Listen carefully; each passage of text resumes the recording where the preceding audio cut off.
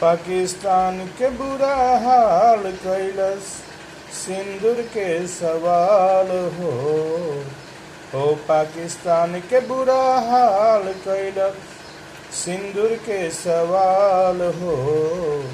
पूजा भाव से काम कैले पुजारी जी हमार हो।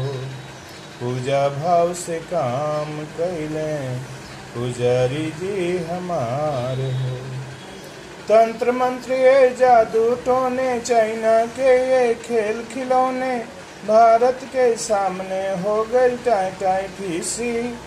दम निकलल दुश्मन के शोर भइल चौदीसी। ब्रह्मास्त्र के आगाज कैलस हवा में धमाल हो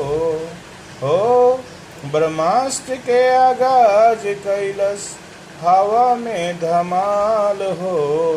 पूजा भाव से काम कैले पुजारी जी हमार हो। पाकिस्तान के बुरा हाल कैलस सिंदूर के सवाल हो। पूजा भाव से काम कैले पुजारी जी हमार हो। पूजा भाव से काम कैले पुजारी जी हमार हो।